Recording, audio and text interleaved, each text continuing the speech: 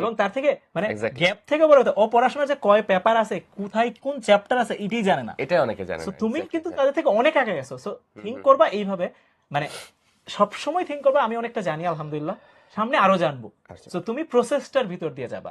আরেকটা ব্যাপার কি, এটা তোমরা অলওয়েজ খেয়াল করবা, এটা করতে পারলে খুব ভালো রেজাল্ট পাওয়া যায়। এটা আমি সবসময় বলি, তুমি সারাদিন কতক্ষণ টাইম নষ্ট করো, এটা একটা ছোট স্টিকি নোটে লিখে রাখবা। এক্স্যাক্টলি, মানে এক্স্যাক্টলি। মানে অ্যান্টি ক্লকওয়াইজ থিঙ্কিং, তুমি কতক্ষণ পড়ো এটা আসলে নোট ডাউন করলে মাঝে মাঝে ওই যে ভাইয়া বলো না যে ইটস ভেরি গ্যাঞ্জাম, তো ব্রেনে তখন ওই সিগন্যালটা যাবে, আজকে তুই 6 ঘন্টা পড়ছস, আর পড়া যাবে না। হ্যাঁ, হ্যাঁ। So, শয়তান বা একটা তোমার ভিতরে একটা ধোঁকা আসবে যে আজকে 6 ঘন্টা পড়ে ফেলছে, আর আর পড়া তো যাবে দরকার নেই, না, এরকম 6 ঘন্টা মনে হবে। এনাফ আমার জন্য। এনাফ, হ্যাঁ, কিন্তু হ্যাঁ, তুমি যদি তোমার ব্রেনে সিগন্যাল দাও আজকে তুমি 8 ঘন্টা সময় নষ্ট করছো, এইটা কিন্তু বেশ অ্যালার্মিং তোমার ব্রেনের জন্য। হ্যাঁ। ব্রেন কিন্তু প্রেসারে থাকবে যে Pressure আজকে তুই 8 ঘন্টা সময় নষ্ট করছিস ভাই।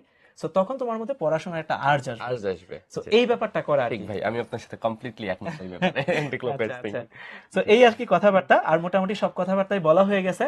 আর তোমাদেরকে একটা কথা আমি সবসময় বলি ভাইয়া, কালকে থেকে না আজকে থেকে শুরু করবা। ইনফ্যাক্ট এখন থেকে, যেরকম আমরা যেদিন পড়তে চাই স্পেসিফিক, আমি তোমার লেভেলে যখন ছিলাম, এখন 4টা 8 বাজে, আমার যদি বলতো আমি পড়তে পার, আমি বলতাম 4টা 15 থেকে বসবো, তাই না? এটাই তো এটাই ব্যাপারটা তো ছিল। tendency, সো হ্যাঁ। এখন তোমারে যদি বলি ভাইয়া, তোমার এখন 4টা 8এই পড়তে বসা উচিত, এক্স্যাক্টলি। 4টা 15-তে না।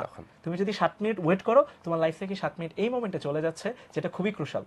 সো সময় খুবই কম, তোমাকে আগাইতে হবে, টাইমকে বাঁচাইতে হবে, টাইমকে সেভ করতে হবে, ওই টাইমের ভিতরেই কাজগুলো করতে হবে। সবাই করতেছে ভাইয়া, তোমাকেও করতে পারতে হবে। বিলিভ করো তুমি পারবা, তোমার মধ্যে সেই পটেনশিয়ালিটি আছে, জাস্ট তোমাকে একটু এফোর্ট দিতে হবে, আর কিচ্ছু না।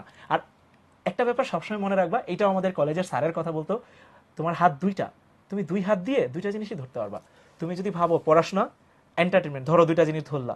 এখন তুমি যদি ভাবো না আমার বন্ধুদের সাথে একটু আড্ডা দিব, একটু ভার্চুয়াল, দেখো এটা ছেড়ে দিতে হবে তখন হাত। সো তুমি ধরতে পারবা না। সো হাত 2টা জিনিস দিয়ে 2টা ধরতে পারবা। একটা ফিক্স রাখবা পড়াশোনা, বাকি একটা তুমি যেটা ধরতে চাও, whatever you like. So এইভাবেও থিঙ্ক করতে পারো, যেটা ভালো লাগে তোমার।